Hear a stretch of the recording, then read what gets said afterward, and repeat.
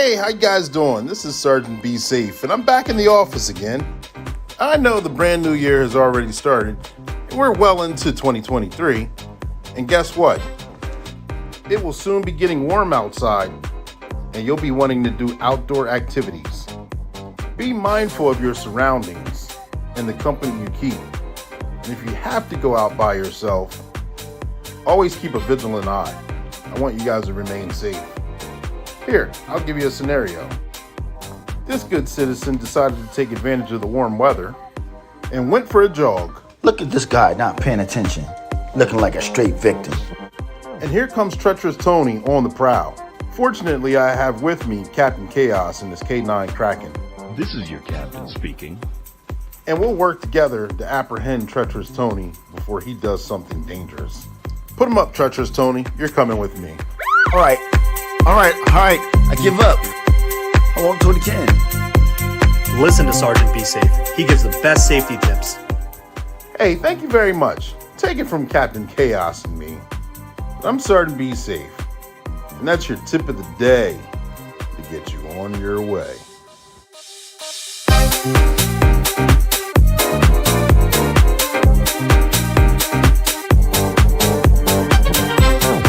Subscribe now.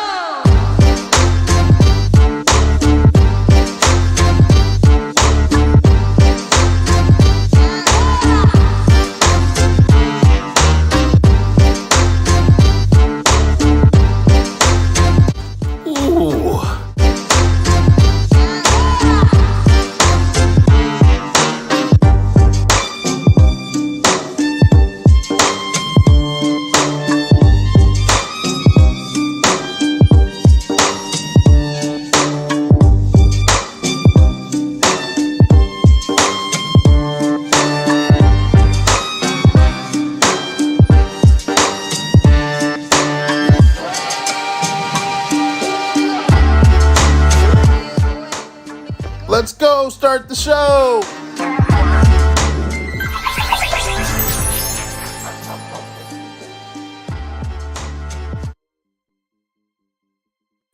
And good evening, ladies and gentlemen. We are live again with another wonderful show ahead of us. I hope you guys are excited as I am. I am your host, Coach Clee Tillman, is your motivational speaker, your empowerment coach, your author, and your favorite baker's favorite baker, Coach Clee, coming at you. And I'm here to welcome you to Black and Blue. Black and Blue is the podcast where we highlight individuals in the law enforcement community and first responders who are either rookie, seasoned, or retirees. And we discuss their publication, their experiences, or their trainings. And we got a great show ahead of you today. Most of you are, if you're new to the show, we welcome you. This is interactive. We're streaming on 5 different platforms right now. We're on 2 on Facebook, 2 on YouTube, and 1 on LinkedIn. So if you're looking for that shout out, make sure you put your name and where you're from in the comment section. If you don't do that, I can't see who's on here. So put your name and where you're from in the comment section. I'll give you that shout out that you're looking for. Also, if you have that question, make sure you put your question in the comment section and we'll address it to the best of our ability when we can get to it. All right. Thank you guys for tuning in. We got a tremendous show. You guys already saw Sergeant Be Safe. Sergeant Be Safe is a product and a sponsor of this platform, along with One Way Publishing. One Way Publishing is the book company, the publishing company that prides themselves on turning a mere thought and turning it into a book that's bought. And Starting to Be Safe is a product of that as well. Starting to Be Safe he's coming out with his own children's book, and the first format of that, the first version of that is done. Still needs to go through some editing, some refinement. I'm excited to have that hopefully coming out here soon. Our goal is to get it in the hands of 300 kids throughout the nation for free. Okay. And so far, school may be over before the time it hits the streets. Then we're going to hit up summer camps instead. But either way, that is going to be our goal, and it's coming down the pipeline. So thank you guys for your support. You see the headers down below. You see the Cash App, the Venmo. Any donations that you make goes toward either this platform to further move that along, or Starting to Be Safe in the book publishing company to get those books out there in those kids' hands. All right. But thank you first and foremost. We got a commercial for One Way Publishing as well. So stand by. Watch this.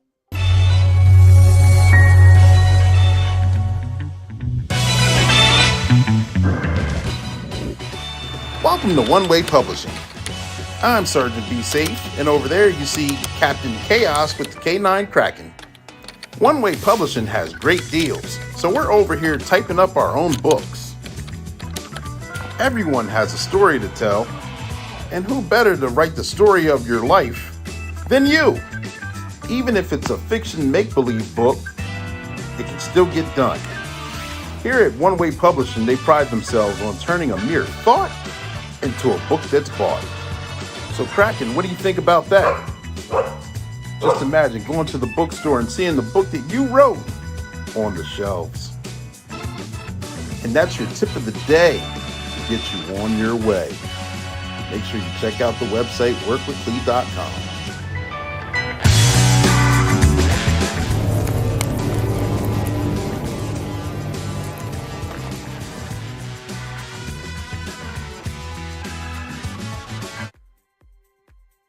Yep, and we are back. That is One Way Publishing and Starting to Be Safe. And One Way Publishing, if you don't already see it, scrolling right below, the website scrolling below, and it's also in the comments section. Make sure you guys take a look at the website. Not right now, but at the end of this live. There's a few self-published books that I wrote with One Way Publishing. They also have a few happy clients that have done it as well.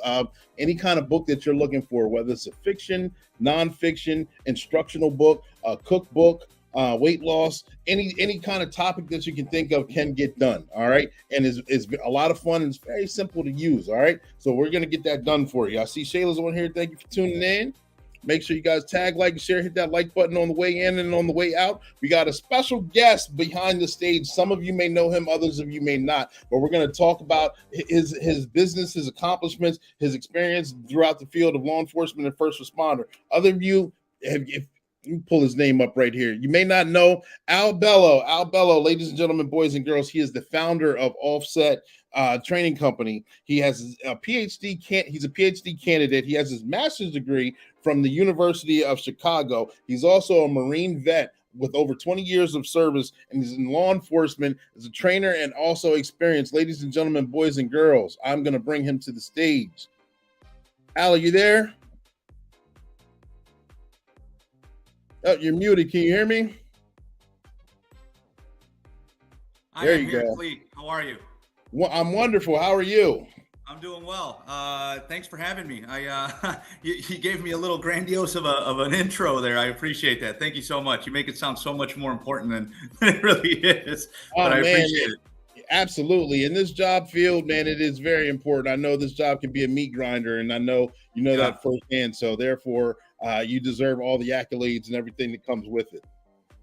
Yeah, thanks. I appreciate it, man. So let me start by saying that I'm honored to be on your show. I had the privilege of watching a few of your previous podcasts with some pretty interesting guests. And so when you have the likes of Chris Chandler, when you have the likes of John Kelly on your show, right? When you have the likes of Tom Rizzo, right? Who does his Ivory Tower presentation, right? I'm telling you, man, I'm honored that you selected me to be here, because those are some pretty heavy hitting names in the law enforcement environment, very well respected names. And, I'm in an interest of being 1% better every day. You know, those are the folks that I'm trying to be like. So thank you again. Absolutely. Yes. And then not to forecast anyone else who's been on the show. You had a lot of great ones, and you named some heavy hitters, absolutely. And I'm glad that they were on the show, just like I'm glad to have you here. And stand by. Yeah, thank you. To welcome you to the platform as well.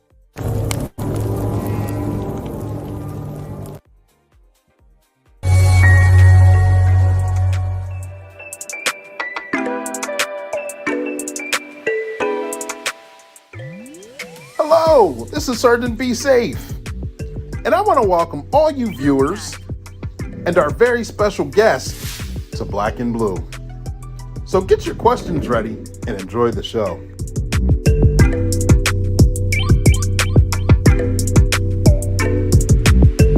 Film Pack. Subscribe now.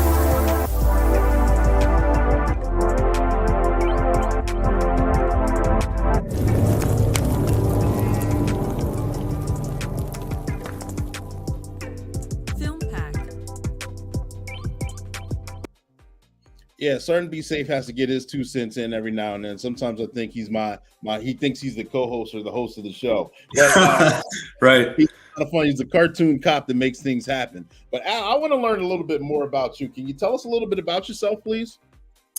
Sure. Yeah, really not much to talk about here, and at least, I don't think so anyway. However, I have been told that I have a very interesting history. Okay. It all started for me in the beautiful yet sometimes volatile city of Chicago. Born and raised a Chicagoan, right? I'm a product of the Chicago public school system, right? All the way through high school. And I left Chicago for the first time in a significant way when I joined the military. And so I left the city, experienced the world with the Marine Corps, deployed overseas a couple of times, became a police officer somewhere in there, right? But that is where my roots are, in Chicago.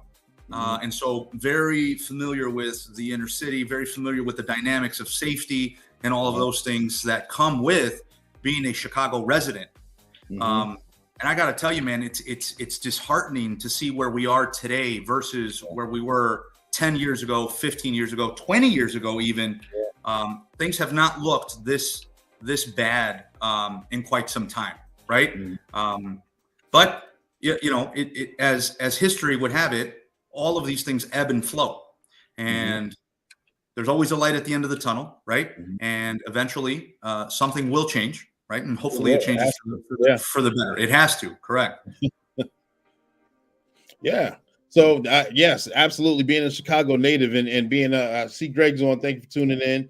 And being a product of the Marine environment, it slips off my tongue so difficultly. Yeah, most of you guys in the Army leads the way, so I have to get that out there. But I do love our military brothers because it does serve a purpose.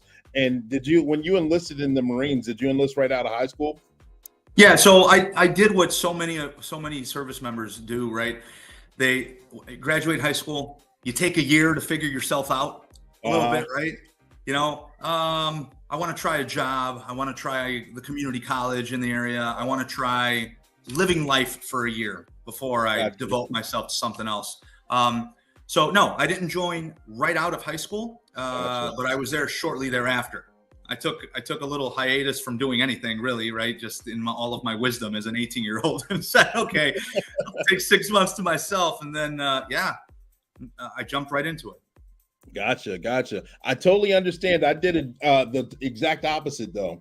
When I enlisted in the Army, I graduated in June, and by July 7th or 17th, I can't remember, I was already off to basic training. So I had a short summer of graduation, and I did my 3 years. And after the 3 years, once I got out, then I took like a year off where I was like, all right, what do I really want to do? And tried to feel my way through. And that year I thought was going to be easy turned out to be very difficult because everything that used to be handed to me was no longer handed to me anymore. Yeah, it's funny that you say that. I've said this before to numerous folks. Life is very simple in the military. Be where you need to be when you need to be there with what you need to have. And that is 90% of the formula for staying out of trouble. It really is, yeah. Right? It really is. So yeah, it's a little bit difficult when you come out and you're right. things are now no longer being provided for you. There's not any guidance being given to you, right? Because the military is a very guidance heavy environment. Yes, it is. Tasking is being given every single day. You take ownership of your problems in the best benefit of the unit's welfare, right?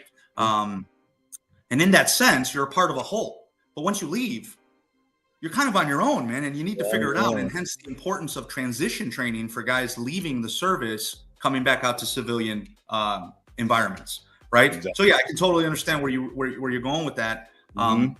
Personally, I don't think the military does enough to ensure good transitions back to civilian life. I wish we could see a lot more of that. Yeah, and without jumping ahead in the interview, I know that with the VA, and we deal with, especially as first responders, I deal with a lot of military vets that have not transitioned so nicely out of the military and still have the regimented mind, which is nice, but having to adjust to our world today is very difficult, and therefore, unfortunately, it causes some sort of mental illnesses or vices or so many other things that I know we get involved in mental health of the VA for those individuals, and hopefully it has a positive outcome in their life. Sure, absolutely. Yeah, we need more programs. Yep, we need more programs. And when you talk about veterans specific to veterans, the 22 a day, right? Yeah. And it's horrible to think that we are leaving potentially the ability to persuade someone to take a different route than suicide, right? Exactly. But if you were to look at that as a course of action, if you start looking at that pandemic of the amount of suicides that we start seeing in the military, law enforcement is very dangerously tippy-toeing towards that. It is. And I'm not very educated on how many police officers we lose to suicide a day, but one is one too many, right? Right.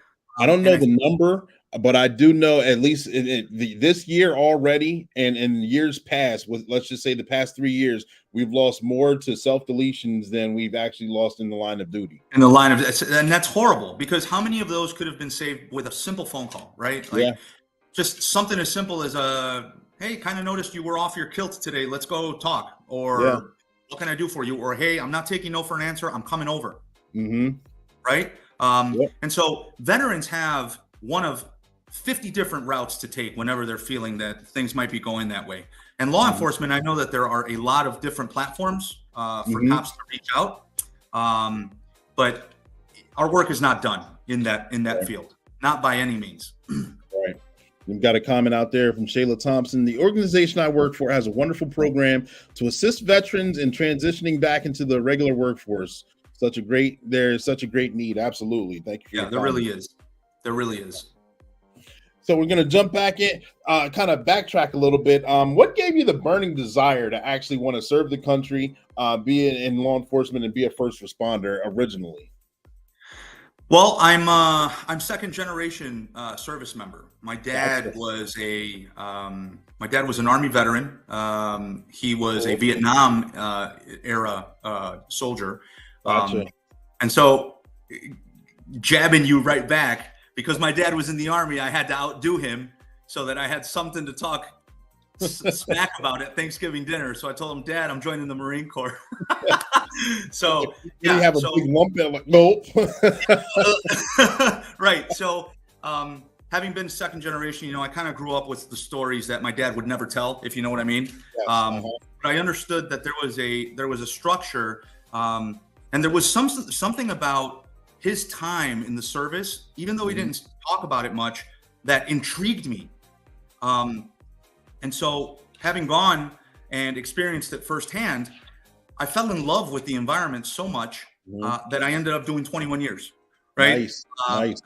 So it was a combination of active time and reserve time. The majority of it, 80% of it on the reserve side, right? Because you can't be the police and have full-time active duty work at the same time. But yeah, it was to me, it was a very harmonious and very well balanced way of approaching problems.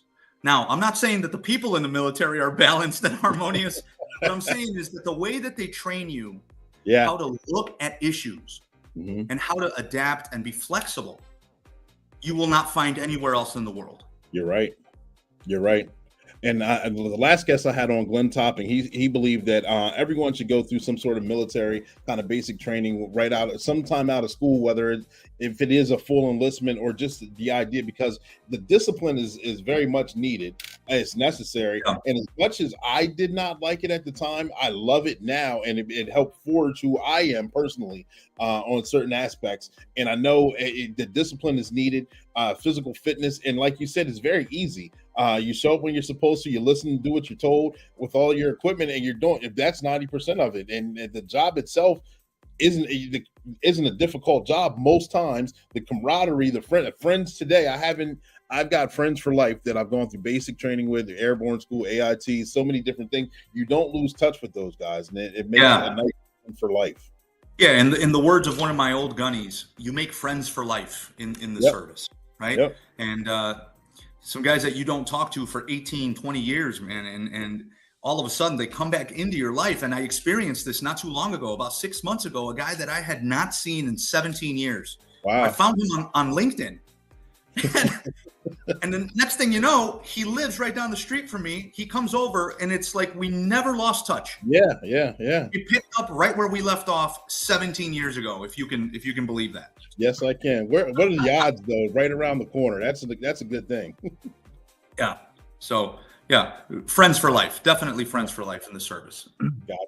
So when you got in the service in law enforcement, and did you have anyone that you looked up to, or any kind of mentors that kind of took you under their wing and helped guide you to become the person that you are today? I did, and it's funny because the guy I just brought up, 17 years, no contact. That's the guy, right? Nice. His name is Marcos, and he was, get this, right? He was a Chicago-born kid, and so we had that right from jump. He was born and raised in a very gang-heavy area, right? As was I. In Chicago, it's almost impossible to escape that, right? It's everywhere. Any school that you go to within the Chicago public school system has some sort of footprint for gang activity. Some more than others, obviously, right? But just to give you an idea, the school that I graduated from in Chicago, the high school, had an average of 3 gang homicides a year. Wow. And so 3 may not sound like a big deal, right? But for a school, for a high school, it just speaks to the level of violence, right, that some schools can have in the inner city. We had metal detectors, we had canine sniffs coming to do our lockers, our bags all the time. Anyway, so this guy Marcos, he came from an environment very similar to mine.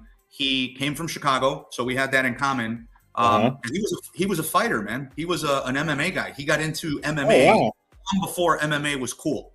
He was UFC before UFC was even a thing. You know what I mean? So he and I kind of hit it off. He was my boss for many years in the service. Okay. Everything about this guy carried with me through time. The words that he spoke to me always resonated with the big picture in the end. And I can say that when he mentored me, he would train me to always consider what my decision today is going to look like by the end of the week. And I think that's a great way to ensure that you're making sound decisions, right? Yes. When you think about the back end of your situation on this timeline, what does this decision look like a month from now, a year from now, 5 years from now? Right. And so, shout out to Marcos, if he's listening. I know he's on LinkedIn, but he is one of the guys that molded me into what I became. Him in combination with the culture that is the Marine Corps. I'm sure you'll agree. The Army itself is a living thing, right? The Marine Corps itself is a living thing, and your mentors guide you in a direction. But the Marine Corps, the Army, all of the doctrine and the cultural beliefs that they are already in place guide you the rest of the way. Yes, they do. Yeah. Right. And so in conjunction with Marcos giving me, just to give you a quick info nugget. Yeah. in conjunction with something like he would tell me, hey, always think about your decision 5 days from today, 5 weeks from today. The Marine Corps would push down we used to call them ditties. A ditty is nothing more than a word, a play on words or a play on an acronym. But we used to have the 7 P's of planning. And the 7 P's were prior, proper planning, prevent, piss poor performance. The 7 P's. Yes, right? Yeah. So you take what your mentors tell you, and then you apply the 7 P's of things, right? And it kind of molds you into a thinker that has all planning covered in conjunction with and in combination with making sure that my planning is setting me up to make a good decision that is going to be good decision today, 5 weeks from today, 5 years from today. So yeah, very, very forecasted kind of way of looking at the world. And I took a tremendous amount of knowledge away from the Marines and how to do stuff like that. And it was guys like Marcos that led the way for me. They kind of just gave me a good understanding. Gotcha. And I know we share on this platform enough, having a visualized plan. Basically, you're saying the same thing, having a visualized plan, and you're aiming for that target. You're like, okay, I see myself here, and I see myself doing this. And everything that you do is working toward that plan. It's like throwing a dart at the board until you hit the target. And eventually, if you have that end game goal in mind, everything you do is guided toward that end game goal. You may have setbacks, you may have failures, but still it's on the road to your success. And that's what leads you to become the person that you are and doing your purpose, becoming self-actualized. 100%. And just with that, the Marine Corps has a process called MCPP, the Marine Corps Planning Process. And in that process, one of the biggest things that they teach in that cycle is to frame your problem. Nice. Define what it is you're dealing with before you throw any resources, any thought at it, so that you have a left lateral limit and a right lateral limit, and staying within those parameters to frame your issue and attack it head on. Right. So yeah, again, little things like that, right? That are never going to leave me.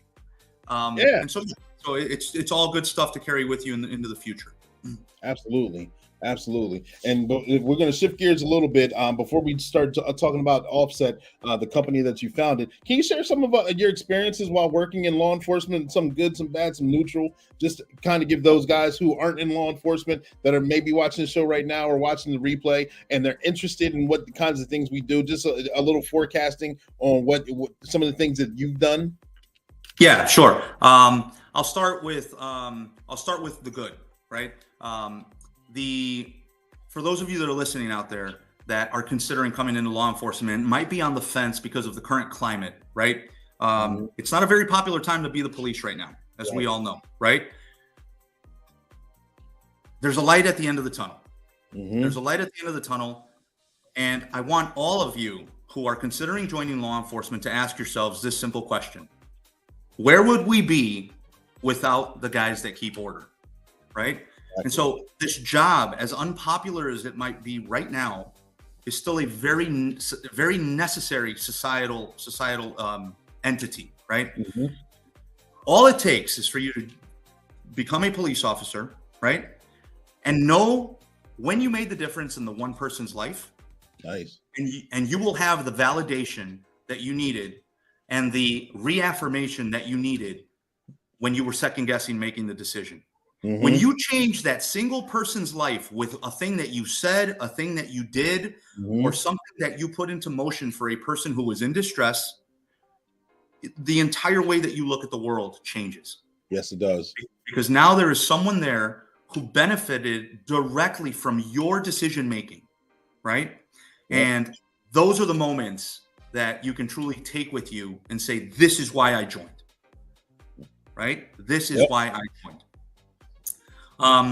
So some of the good, some of the bad. So I work in a Chicago bordering agency. I work for the Cicero, Illinois Police Department. Okay. I am the training coordinator there. That is my what I do on the professional side, right, in my professional capacity. And I'm also the intelligence officer there. I wear 2 hats. Nice. So I will never forget the riots of 2020. right? Mm-hmm. To put it in the words of one of the guys that was working that night, this is a once in a generation kind of event.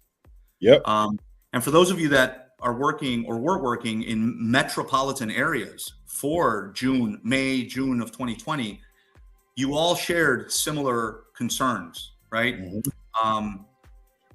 The city was burning to the ground. Yeah. The city was burning to the ground, right? And we had National Guard troops on the road and deployments of military units and stuff like that, right? And you look at that and you question how it is that we got to that point, right? Yeah. And so the bad in all of that was that all of that came because of the actions of a single person, right? And we all know the story behind Derek Chauvin and George Floyd. And so one thing that I would like to highlight about all of that is that the actions of one officer led to the belief that 100% of officers were of that mindset, right? Yeah. And when you talk about misinformation and disinformation and media fueling rhetorics and stuff like that, right? I think that when it comes to saying, give us an example of something bad in your career, I felt that the public, the media could have done a much better job. Oh yeah. At helping quash all of these, I guess, just anti-police rhetorics, if you will, right?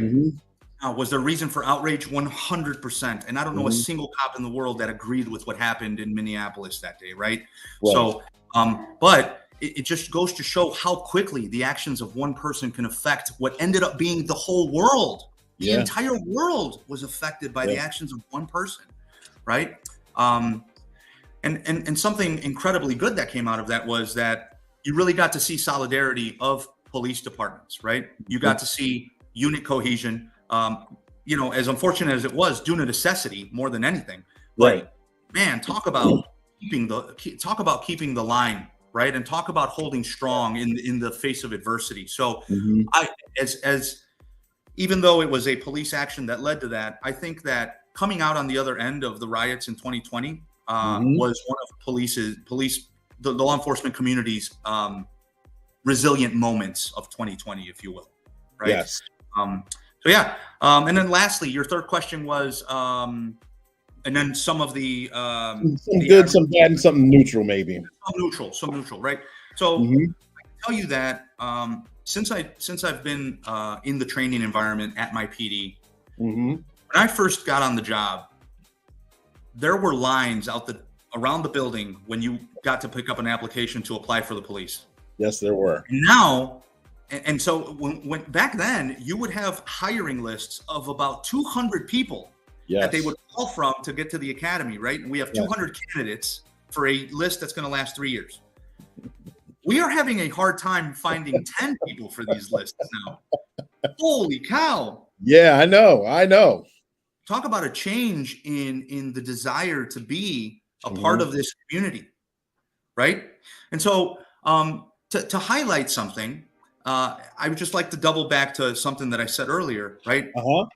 The difference is when you see the light bulb moment in someone whose life you've touched, right?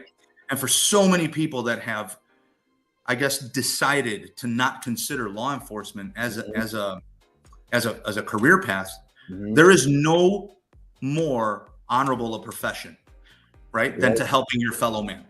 And I wish that there were a way to highlight that, right? And it seems like as we move through the generations of our current time, the concerns are money, and the concerns are, and it's always a concern, right? Don't get me wrong. The police departments around the country are doing whatever they can to stay competitive, right?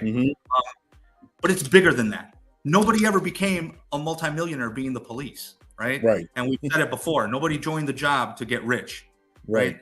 If you have a passion for helping your fellow man, and if you have a calling for potentially changing someone's life, a whole community's way of existence, police work is for you. Absolutely. Yes. Shared a lot of information there. Yes, indeed. Kind of skipped ahead to some of the questions, and we'll highlight that because you were giving good information, ladies and gentlemen, boys and girls. I hope you guys were taking notes. He was dropping gems right there. One in particular, I know we were talking backstage about how this platform had transitioned. It used to be called The Lab, where I used to highlight individuals with businesses, products, and positive messages. Well, of course, the end of May, beginning of June 2020, I was working a Saturday or weekend day shift. I got called down to our local Capitol to stand too in front of many other officers and many other departments. It was a bad day. I'll put it that way. It was a long day. It was a bad day. And the results, I've discussed it on this platform before and at exhaustion. But the results of that was the changing of this platform as well, because I'm like, wow, everyone sees law enforcement as this bad thing, and the media is striking us down left and right, and it's so difficult. Where I'm like, I got to do something different. Where we revamp this platform to go ahead and show the humanize the badge, to show exactly who we are, our experiences, why we actually do have a passion to do the right thing. We actually do have a passion to help people and make society better. Yeah, 100%. And in the end, Coach, that's the whole meaning of the badge, right? Mm-hmm. Is to protect and be that line between order and chaos. Mm-hmm. Now that function takes on 100 different forms. It can be by way of coming to talk to a kid who's not feeling great that day. It can be by way of arresting a domestic offender. It can be by way of stopping a motorist to let them know your tail light's out. Mm-hmm. That line takes 1,000 different forms every day. And yes, humanizing the badge is very much, it's very sorely needed in this current climate right now. Yeah. Yep. And ladies and gentlemen, boys and girls, we're going to pause for the cause. Sergeant Be Safe is going to give his 2 cents, and we're going to jump right back into this interview. Stay tuned.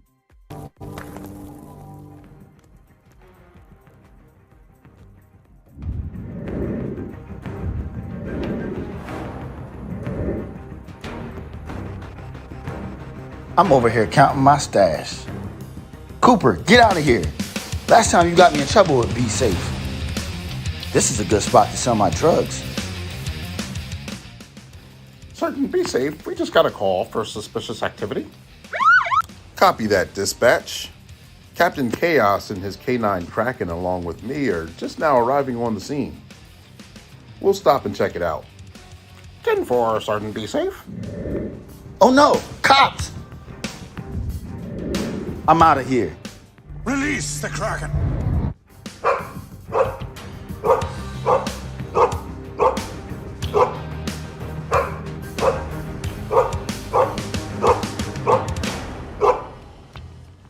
Hey, we see your drugs over there. Stop running, treacherous Tony. We will get you.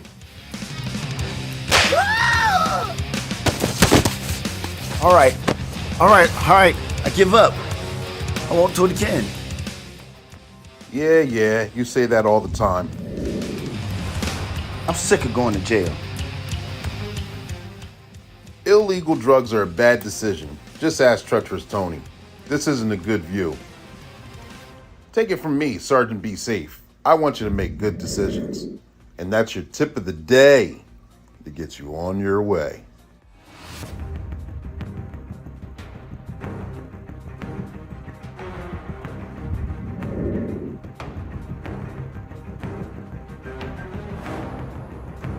Subscribe now.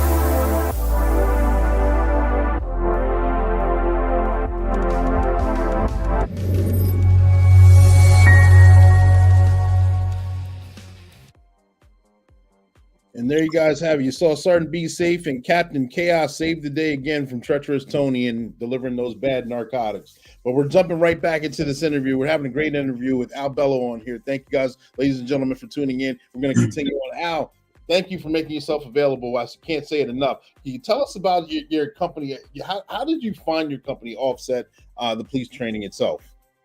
Yeah, so the premise behind Offset is very simple.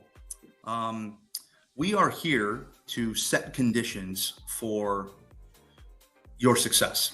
And when we consult for police agencies and when we consult for corporate entities, we always need to know what response they are looking to have trained, right? And again, this boils back down to framing the problem. What are you trying to fix within your organization that we can come and better help you get to that goal, right? Now, we have a very specific niche in what it is that we teach and what it is that we train. When we talk to, when we deal with our corporate partners, we deal with our adaptive leader curriculum, which is an 8-hour coaching session that talks about leadership through adaptability. And you'll appreciate this, right? The 8-hour program was devised and it was written with 40 plus years of military leadership lessons in adaptability translated for law enforcement. Okay. So I took my 20 years of experience along with another guy's 20 years of experience and one other guy who had 5 years of experience, who was a very high level operator. And we came up with this curriculum. And what we found was absolutely not surprising. 90% of what we do in the military by way of mindset applies to law enforcement, right? And when we train responses and when we train the way that we view the world, right? Because that's something that is instilled in you. Flexibility is instilled in you, right? In the service. And I'll get to that point here in a little bit. All of that translate to what it is that you're doing on the police side of things. The only thing that has ever ensured success is change. And law enforcement communities are horrible at adapting to change, right? That is true. Because it's always been done this way, or that is it's not broken. We're not going to fix it. Or here's a bigger one. Does it meet the mandates? And if it does, that's all we're going to do, right? Yep. So what we teach in our adaptive leadership curriculum is a flexible mindset. And so everyone is familiar with the Marine Corps motto of always faithful, right? But what most people don't know is that Marines around the world are familiar with a play on that slogan, on that motto. And it is very commonly used across the entire Marine Corps. And that play is Semper Gumby. And if you've never heard that, the next Marine you find, you make sure you ask him, hey man, what does Semper Gumby mean? Semper Fidelis means always faithful. Semper Gumby means always flexible. And this is a play on the motto that has become completely accepted around the Marine Corps, around the world, right? Marines around the world, because they understand how flexible they need to be by nature of the job that they're doing. Right. You have no option but to adapt.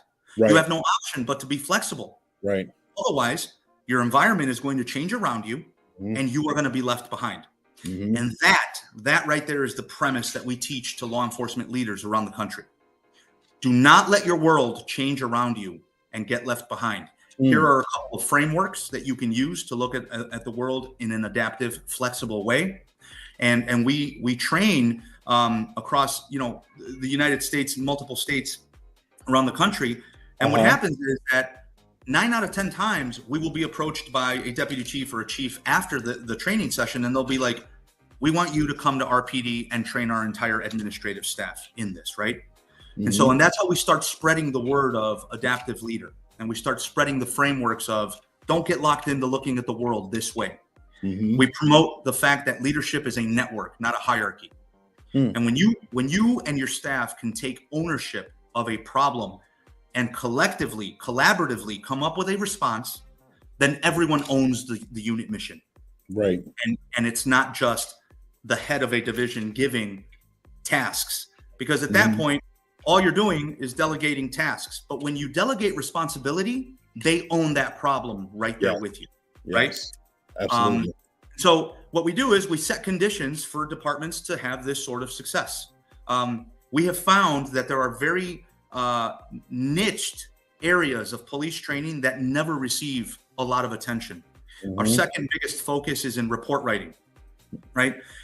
We are, as far as I can tell, Offset Consulting is the only company in the country that is teaching police sergeants, police supervisors, how to review and approve subsequently reports.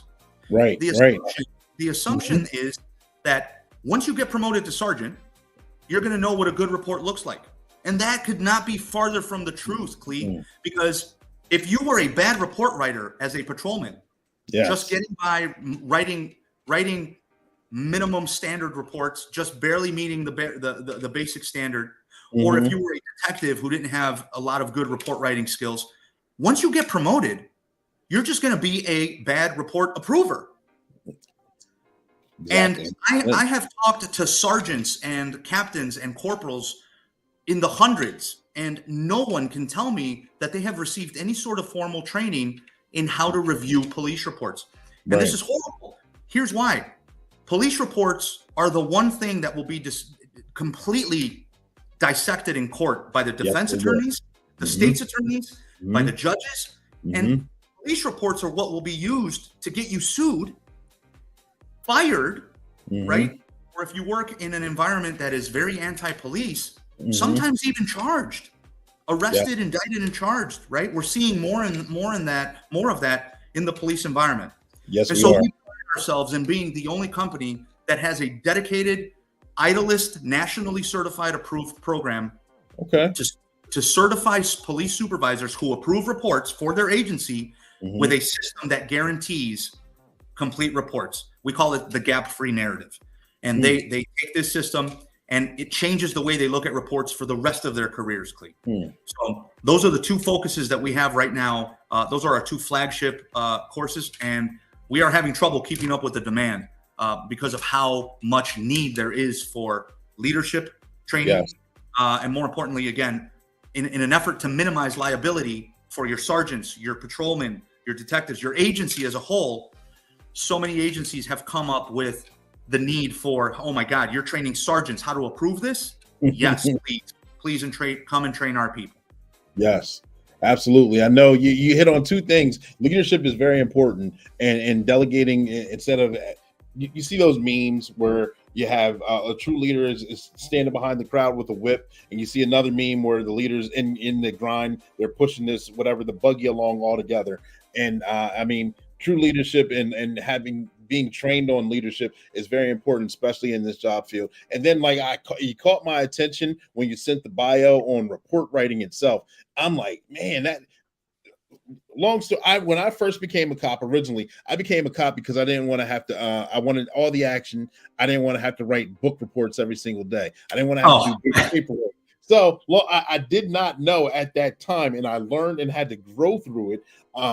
That how important reports were. And in my first report that I had dissected in court, I would think I was maybe 6 months out the gate. It was so embarrassing to have the attorney just go line by line and dissect it. And I felt like an idiot.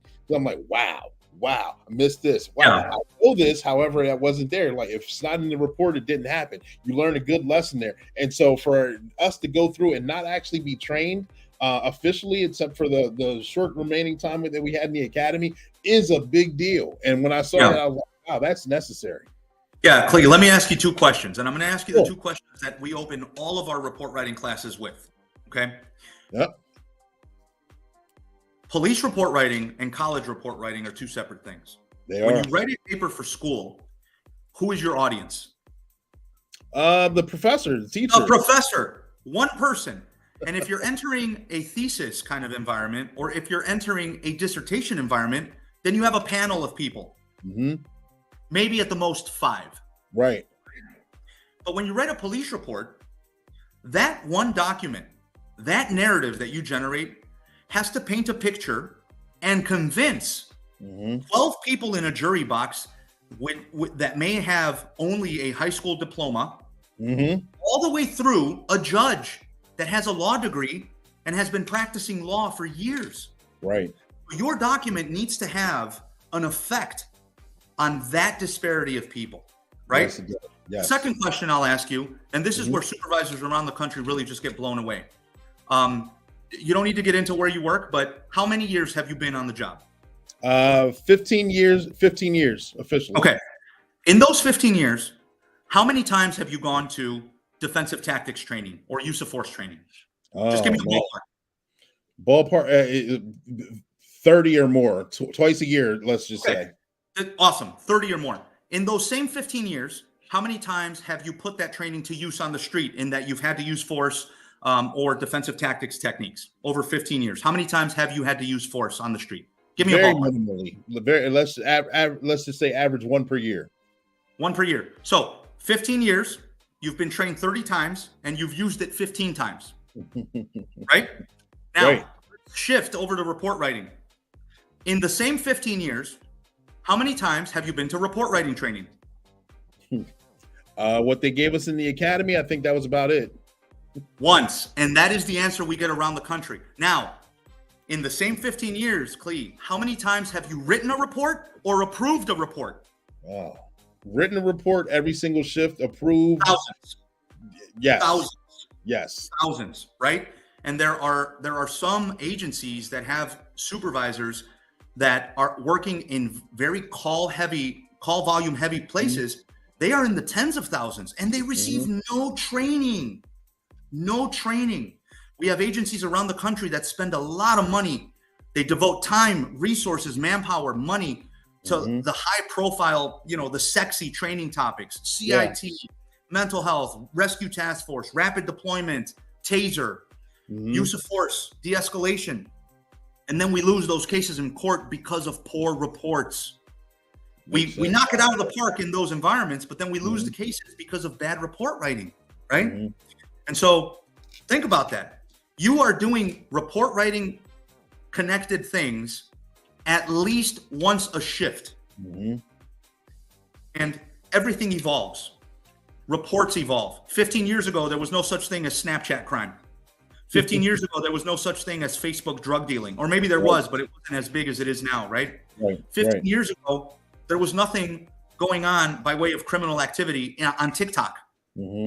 Everything evolves, Clete. Our world is evolving and our report writing is not, right? And so we talk about these things in our class, but those two questions give everyone that light bulb moment. Yeah. And it's no different with you and me, right? Like for you, 15 years on the job and the academy is the only time that you receive formal training on report writing.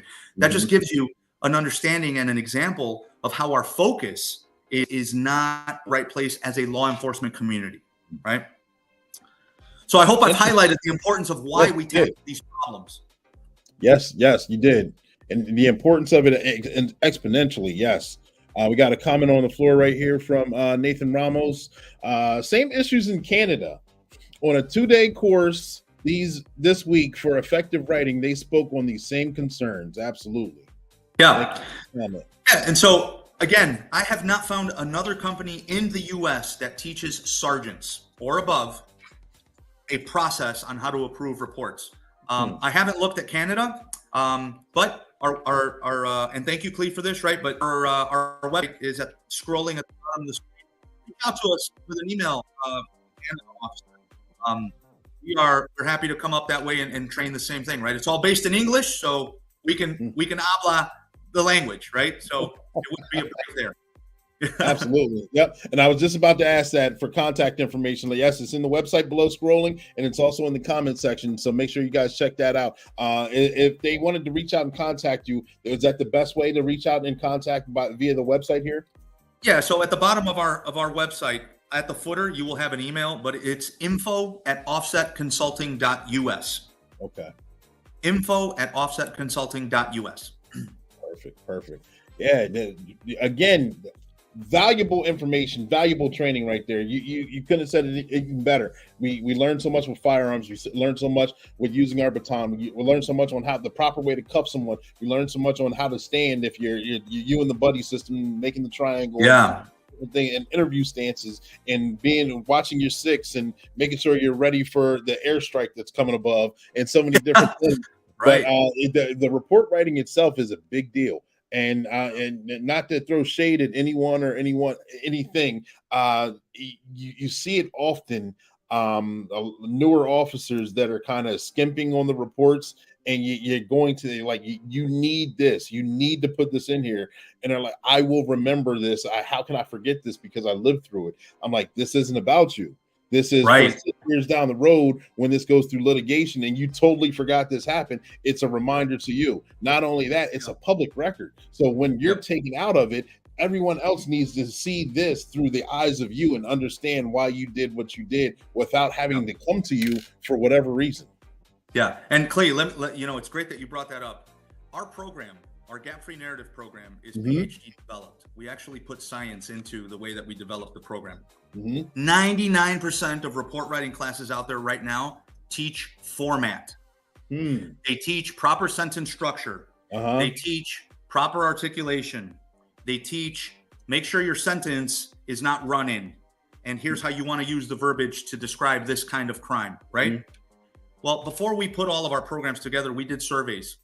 And the biggest question that we set out to answer in our research was, why are cops losing cases in court once it enters the trial environment, once it goes to trial? Why are cops losing cases? Over 300 defense attorneys, state's attorneys, and judges said police officers are leaving things out of the report. And that right there creates a gap in the information and discredits the officer. Yes. Discredits the officer. Yes. Now, of all of the people that we interviewed and surveyed, nobody said grammar. Nobody ever said, this cop lost this case in court because he sounds like a sixth grader. Okay? Just to give you an idea. And so we don't teach format in the gap-free narrative. We teach a process. And the system is a system of triggers and questions. And the system is built to remind you, the report writer, to not forget to talk about X, Y, Z, A, B, C. You will never leave anything out of your report again. Because again, when we did our research, the only thing that mattered to the people who have direct access to your cases once it goes to court, the only thing that mattered was completeness, not whether or not you sounded like a scholar. And we built our system around that. We built our entire gap-free narrative around the understanding that you're right. When in college writing, you're looking for an A. Police report writing, you're looking for a conviction. You're looking for a guilty, right? And so the only way to get there is by being as factual and complete picture as gap-free as possible when you write your report. Got it. Thank you for that clear understanding. Ladies and gentlemen, boys and girls, make sure you guys go to the website and check that out. Agencies, this is a training that is much needed. Marina D, thank you for your comment. Yes, bringing awareness, absolutely, because like Al said, the change is necessary. We don't always want to change, but the one thing that is constant is change. Yes. So just to touch on that, my dad used to tell me all the time, there's only two things certain in life, death and taxes. He used to say that to me all the time, right? Death and taxes are the only two things that are certain in life. Yep. And I have to disagree with him.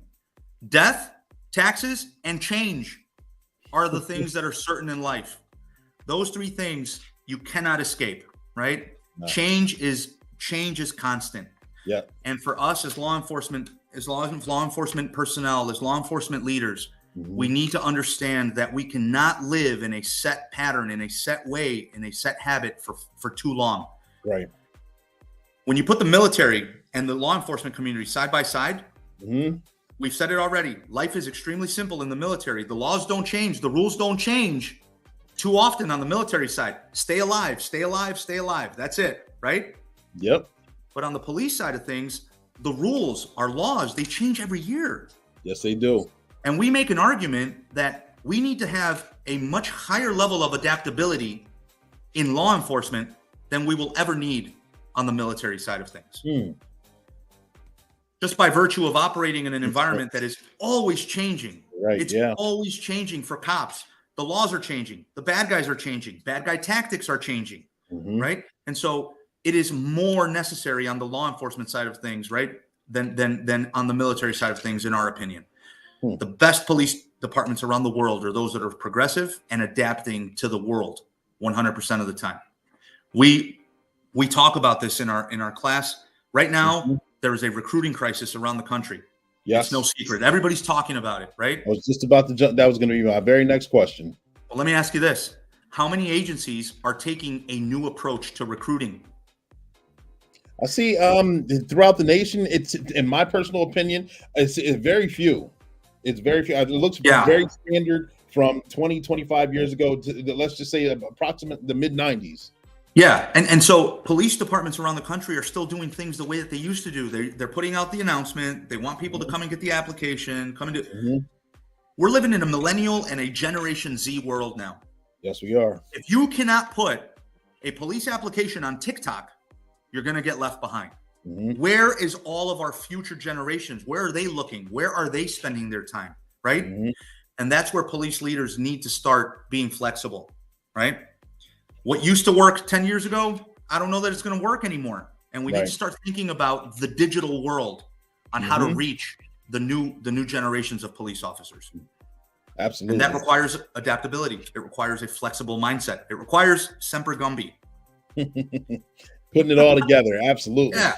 Yeah. You already answered the first part of the question I was going to ask. The second part of the question is we're seeing throughout the nation as well, seasoned vets, guys who've been on for a number of years, and the COVID came, the protest came, so many different things happened where they're quiet quitting. They're doing the very minimum of what they can do. They're looking elsewhere. They're ready to go. If they can retire, they're getting out in droves. And we're losing good seasoned officers at high amounts before we're replacing them. We're not replacing. The recidivism rate is not there. What would you say to those seasoned vets that are looking to get out as fast as they can to kind of motivate them? That is a phenomenon that we are seeing around the country. Guys no longer want to be the police, right? And officers that have the option to leave are leaving, right? Mm-hmm. I can say that the approach of being the change that you want to see in the world is probably very well placed in that particular environment right now for guys with 17 years on, 18 years on, right? One of the biggest things that the military, and you'll agree with me here, that the military instilled in me was, how much energy are we going to focus on complaining about the current state of things? How much time and effort are we going to spend on that? On griping, complaining, talking smack, whatever you want to call it, right? Versus actually applying that energy to affecting change, right? And so for the guys that are on the fence as to whether or not they stay on the job or not, control what you can and do not worry about what you cannot control, and be the change that you want to see in your PD. That's it. That's life itself. Control what you can. 100%. Yep. 100%. Good advice. Yes, I've enjoyed having you on the platform here. Ladies and gentlemen, boys and girls, stand by. We're going to cut to a commercial and we're going to come right back. I don't want to monopolize his time too much, but he's dropping pearls and gems. And this is very last minute. He's filling in, ladies and gentlemen, boys and girls, he's filling in for a cancellation that happened. So to get him on the show with this much energy, with this much information is a blessing for both of us. Yeah, appreciate it. Absolutely. Publishing. Have you ever wanted to explain something, tell a story, or leave a piece of you behind? Have you ever wanted to write your own book, but not specifically know how to do it? Well, get ready. One Way Publishing's here. We can turn a mere thought into a book that's bought. People need to learn from you. They need to hear that story. Kids need to read that book. Imagine if you wrote your own children's book and get to read it to your kids. Here at One Way Publishing, we can get your fiction, nonfiction, fantasy, instructional, what have you, done. All at a reasonable price and definitely a reasonable time frame. And if you don't believe me, ask Sergeant Be Safe. He's working on his right now. He's definitely writing the best chapter of his life. Make sure you check out his cartoon skits that air on the podcast Black and Blue. As Sergeant Be Safe said, that's your tip of the day to get you on your way.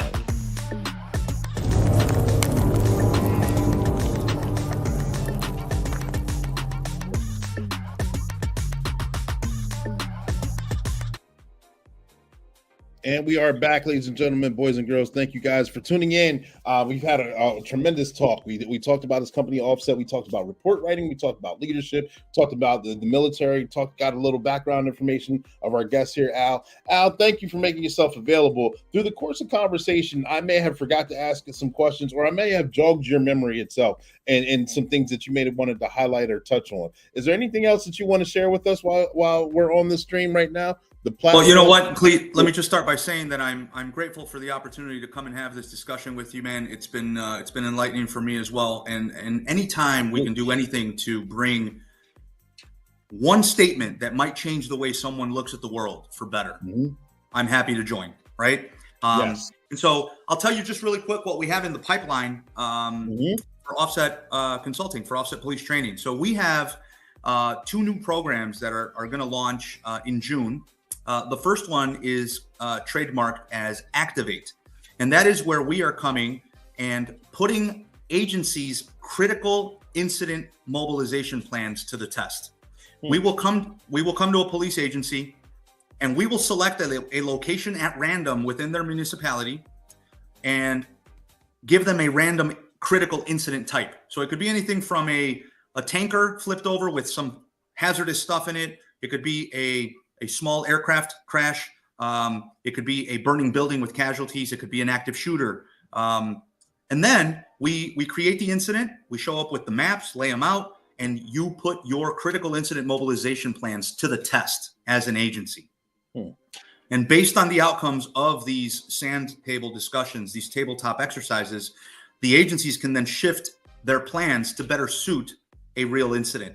And hopefully that day never comes, but if it does, they will have made adjustments to their plans that will make them that much better in the response.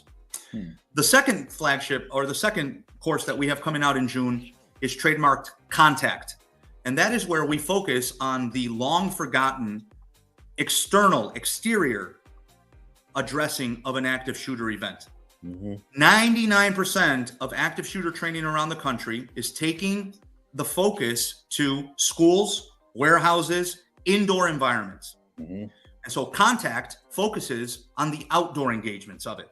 And we bring a very military tactic heavy kind of curriculum so that guys understand movement and communication around vehicles in open environments, because the data shows us 30 to 35% of active shooter events around the country take place outside, in parking lots, in parks, on the street, right? And so that is why we focus on that niche, because it's not being addressed enough. As far as I know, there is a training agency in Texas that addresses outdoor engagements of active shooters, and that's it. And so we firmly believe that is an important aspect of officer safety, so that in the event that an agency experienced that, they'll be better suited to handle that threat. There you go, man. You guys are ahead of the game right there. I mean, thinking outside the box per se. You guys got your information, thinking of things that could happen, that may happen, to seeing if policies, to seeing if things are outdated. Just plans itself. Yeah.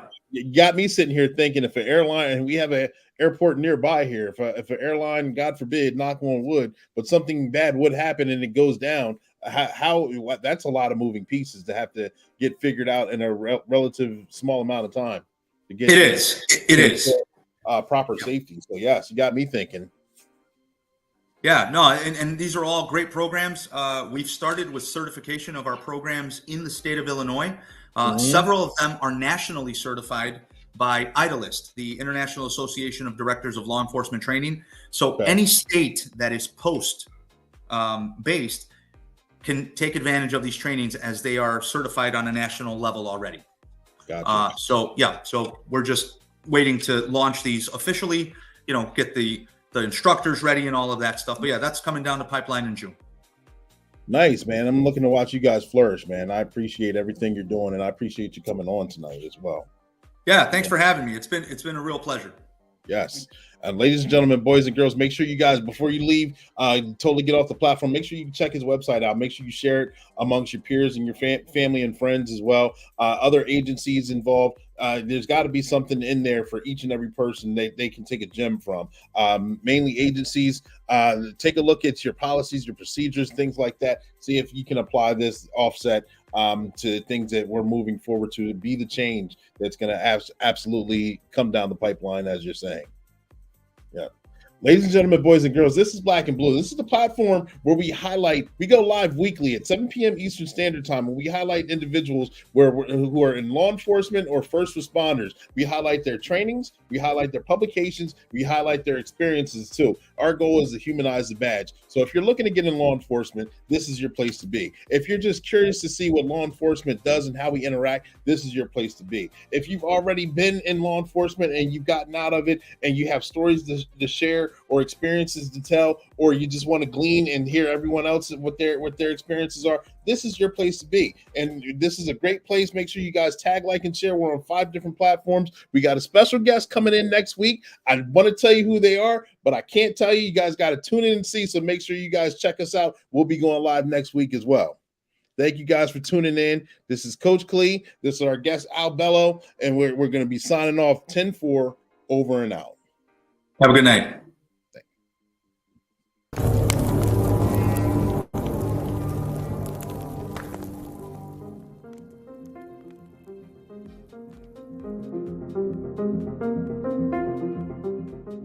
Excuse me, madam. You're standing still in a no parking zone. If you don't get a move on that body, I'll be forced to give you a ticket. Hey, it's Sergeant Be Safe. Danger! Danger! Excuse me, ma'am. The sign says no parking. I'm not parking. I'm just running into Dunkin' Buck to get my coffee. You are parked. You're outside of your vehicle and you're illegally parked in a fire lane. Parking in a proper spot and taking a few extra steps is not going to make you late for work. Matter of fact, here comes the fire truck now and you're in the way. This is going to cause a problem. I may need to just have this vehicle towed so the fire department can get in here and deal with this emergency. If the sign says no parking, do as it says. Don't park there. Oh my gosh, I'm so embarrassed. It would be my fault if a tragedy happened. Thanks for not giving me a ticket, Sergeant Be Safe. Now I know for next time. Well, just consider this your warning and definitely let this be the last time. I'm Sergeant Be Safe, and it may seem minor, but it's very important. Make sure you park legally. And that's your tip of the day to get you on your way.